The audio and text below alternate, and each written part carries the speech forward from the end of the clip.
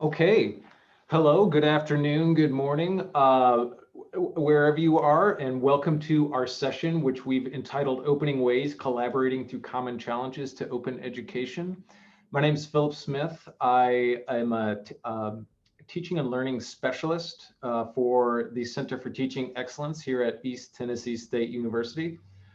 And I'll let my co-presenter introduce herself and her role.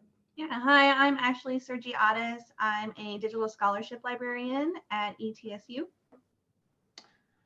And together we run our OER initiatives on campus. And a little bit what we'll talk about today is we'll give you a little overview of some of the programming and initiatives that we've done in regards to open education and OER and affordability. And but we also want to really talk about so our programs. I'll go ahead and show you a bit of our agenda here. So we'll tell you a little bit about programs that we've done and some of the partners that we've worked with. But we also really want to talk about, with this theme of collaboration at Open Ed, the conference here, we thought one thing that we could kind of bring to the table is some of the experiences, almost kind of case studies that we've had here, beyond just the formal programming that we do. So what are some of the various ways that that we collaborate, that we interact with other players on campus in regards to OER? So yeah, let's we'll jump right in with, first of all, hopefully maybe to get an idea of what brings you all to the session today, and to kind of calibrate, what we can present and talk about. Maybe in the chat, what are some OER services or programs that you have at your institution? For instance, do you do workshops? Do you have faculty learning circles, communities of some kind? Do you have an award or grant program? We'd love to see if you want to just pop it in the chat. Ashley and I we can monitor that. We'll give a few moments to see. Looks like workshops, guides, several things. A lot of people doing workshops. Yeah, I see a lot of grants. I think you're going to find that a lot of what we talk about you will be familiar with based on these responses.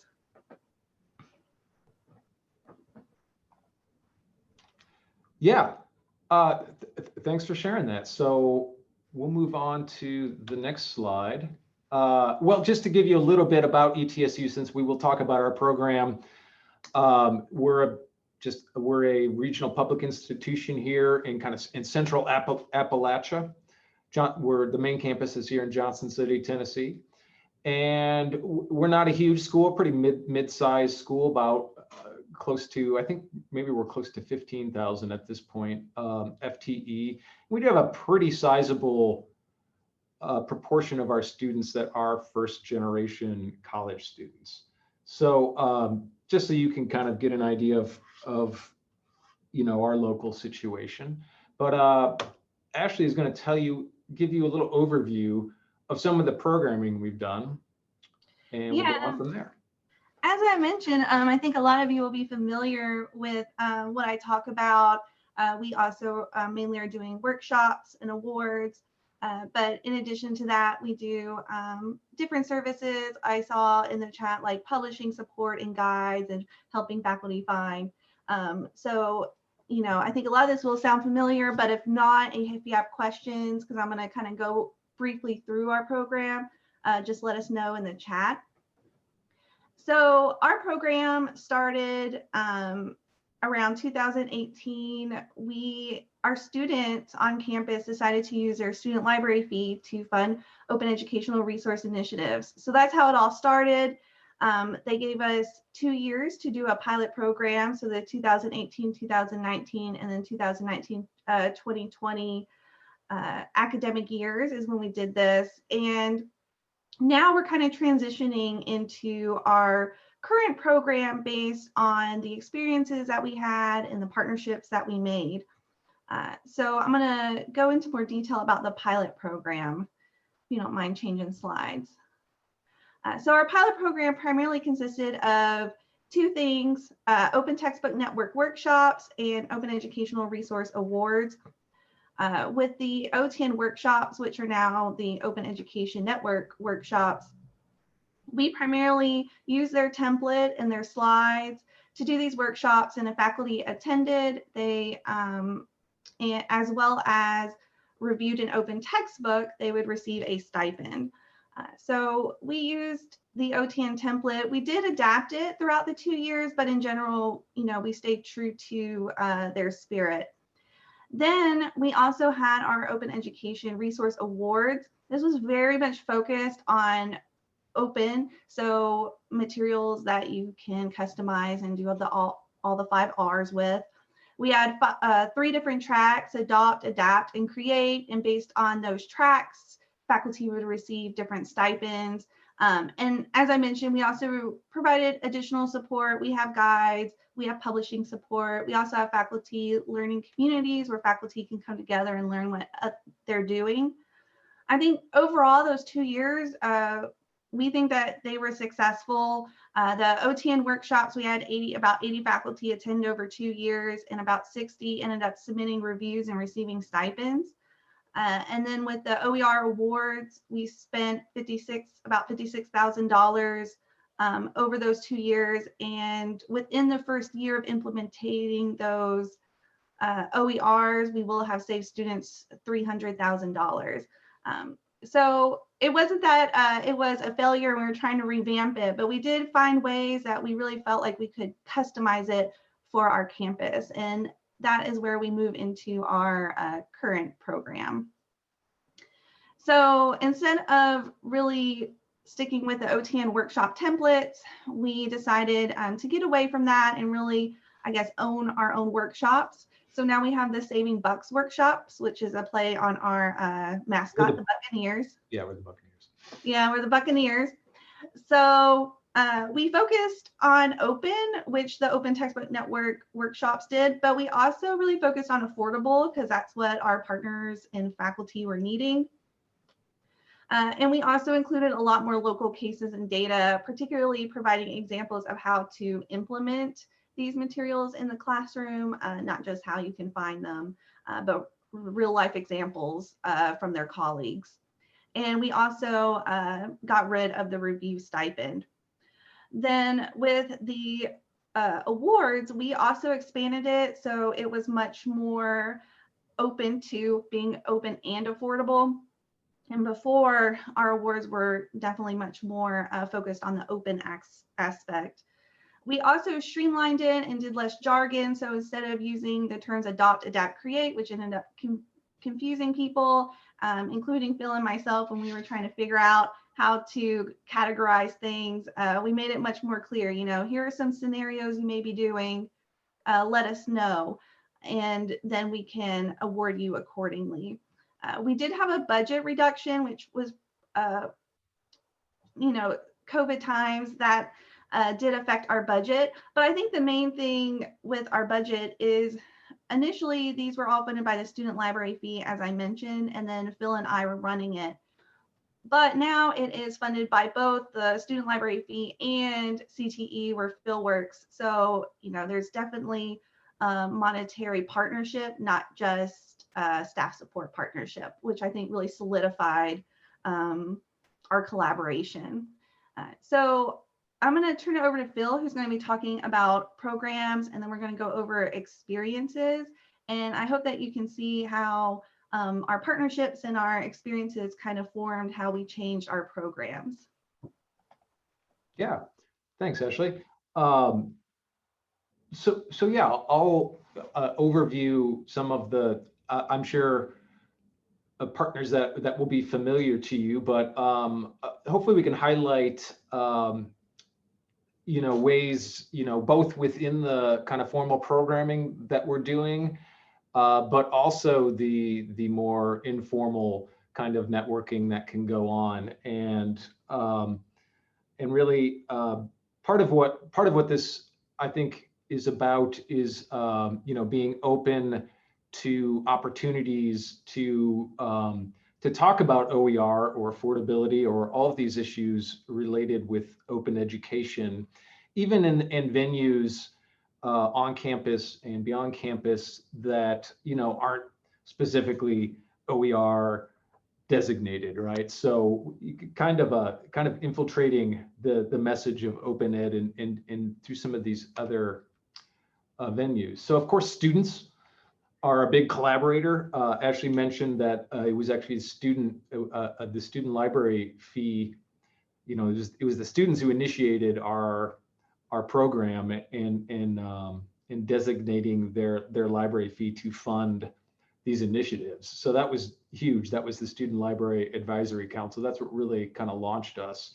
And we've also had a really good working relationship with the SGA, the Student Government Association. It's been 3 or 4 administrations of them, and we meet with them at least once a year and kind of update them on what we're doing. And I'm sure I've heard lots of other sessions here. Students are definitely one of your biggest advocates, right? Not only are they the ones kind of benefiting from OER, but they're a lot of times they're pretty impassioned about some of the larger issues about access and equity that are related to open education as well. So yeah, and we'll also talk about a little bit further down the slides here about this. One thing that SGA did was they passed a resolution on inclusive access, and Ashley and I worked in that group, and that was a great opportunity for us to collaborate with a lot of other offices on campus that we would not have been able to quite the same way otherwise.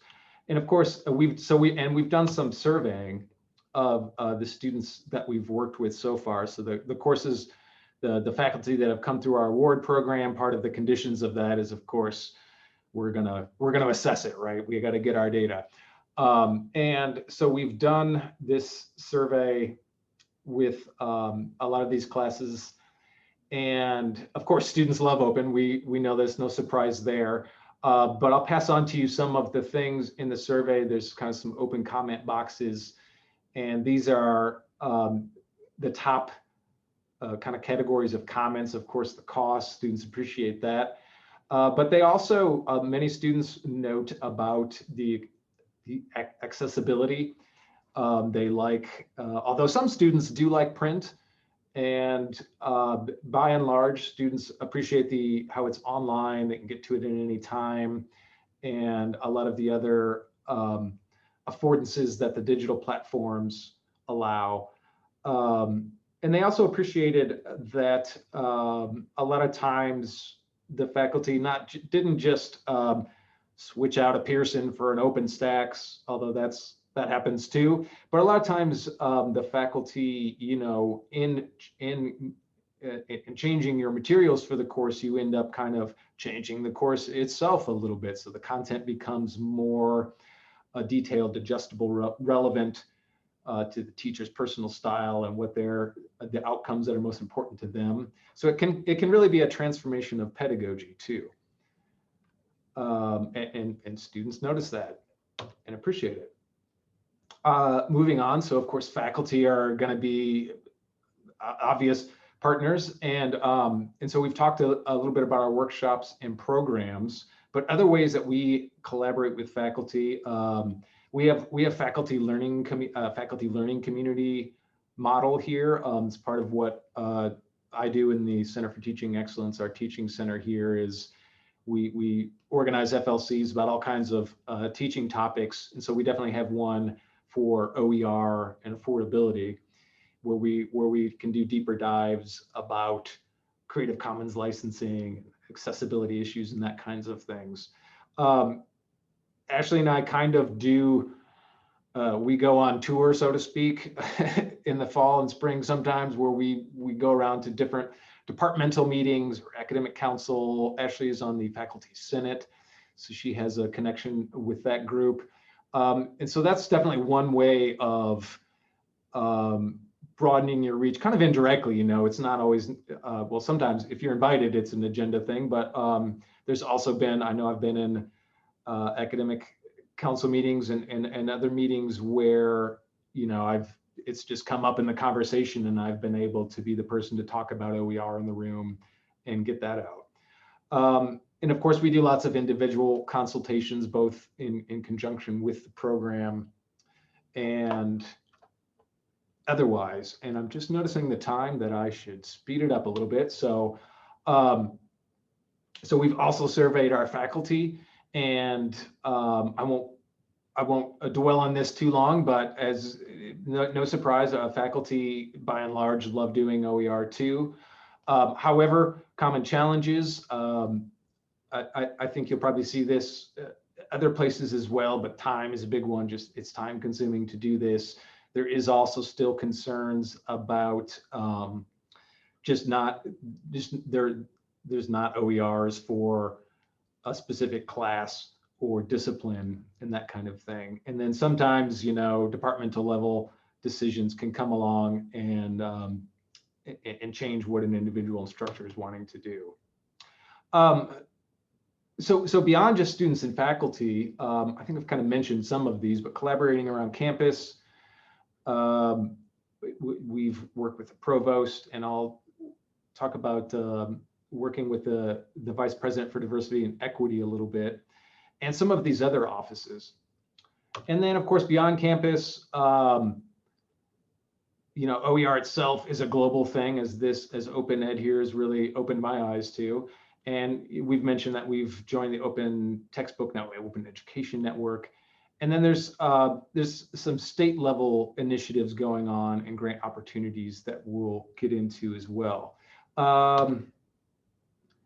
Maybe real quick, we'd love to hear what some of your partners are, whether it's ones that I've mentioned, or maybe there's other ones, other partners or other ways that you've partnered with some of these constituencies. If you want to share that in the chat, we'd love to see the lay of the land on that.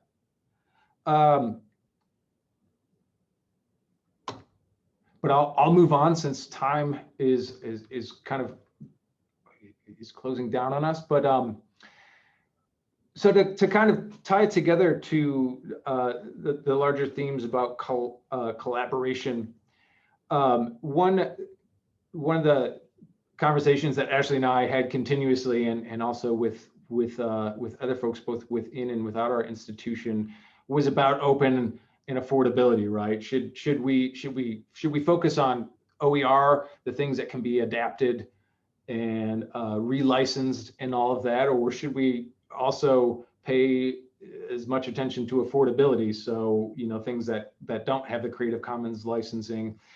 And the long and the short of it is we basically came to the conclusion that we can help our students and meet more of our goals if we broaden our definitions and really also support affordability. So that was one key kind of decision point that we came to just widen our net like that. But let's get into some of these, because I think this will be pretty interesting.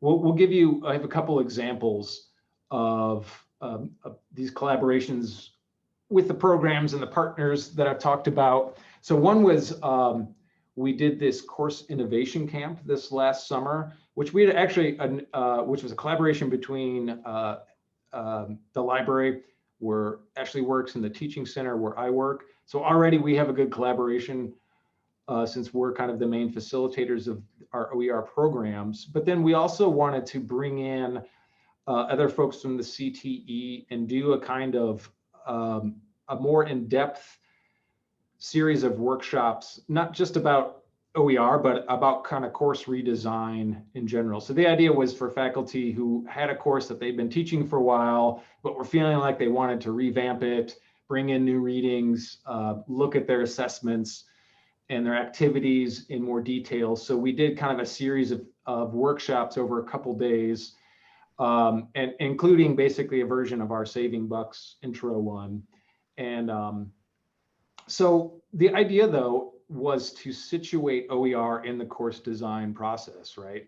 So think to get faculty to think about, you know, when it comes to course design, the bread and butter is backwards design, thinking about your assessments, your outcomes, that kind of stuff. So, but we also wanted to throw in your course materials and thinking about affordability and cost conscious things. But I'm going to move on to the next one. Ashley is going to tell you about this library e-textbooks pilot program.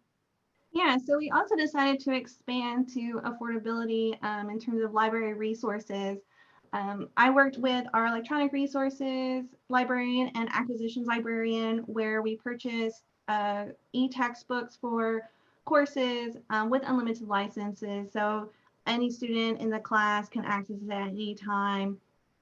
And it's been really great because a lot of the issues I think that our faculty have mentioned in the survey is that, you know, they may not be able to find open or affordable materials. And that was particularly true for our grad courses and our upper level courses.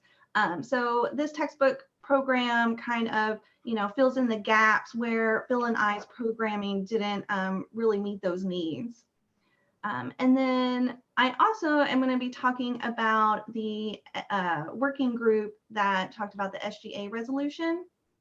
And essentially, students were having issues with materials that required access codes because it's not like a textbook. You can't rent, you can't buy used. And they were spending a lot of money on these access codes, and the access codes, the learning materials that that were provided often were tied to their grade. So their homework assignments were in these digital learning systems that required an access code. So they didn't have that, they couldn't get about 10% of their grade. And so they wanted to encourage the use of our course management system, D2L. And we had a working group of faculty, staff, students, and administrators that talked about this issue. Faculty gave their perspective that, you know, these are the best learning materials that we have. So we really do think that they're important for students to use. And we wrote a report, and it really reinforced the need to support open and affordable alternatives. I know one thing with our programming that it changed is, for example, we have an awardee who is using a digital learning system that has an access code, but it's using an OpenStax textbook, and it's also lower cost. So usually these access codes cost students over $100, and his cost about $30. And I think if he had applied at the beginning of our awards program, I don't know if we would have been as open to giving him money, but he applied towards the end of our pilot program. And we were like, okay, well, we really need to see if this alternative works. And I don't know if we would have gotten to that if we didn't have this sort of working group. Yeah, and I was just kind of monitoring the chat here, and Beth at Western Michigan, we can share our survey tool, and we have reports of our results too if you're interested in that. So get a hold of us. One last thing I'll mention in our final moments here, something that's kind of just another opportunity that came up that we were able to work with was our state Tennessee, the Tennessee Board of Regents, TBR, is offering a grant about OER and diversity, equity, and inclusion specifically. So that was another working group that Ashley and I were able to get on, and then that really brought in the diversity and equity angle intersection with OER that we've heard a lot about here. And so we got that grant in. I don't know if we'll get it yet, but it's just another thing we wanted to mention, another way to collaborate across the board. So are we about out of time then, Amelia? It's looking like she's saying yes. She's muted. Sorry. I'm muted, sorry. All right. We are reaching the end of this session, so I'm going to stop the recording. However, you can stay for the next 15 minutes if you want to discuss more informally and answer some questions. Yeah, we're glad to stick around and chat.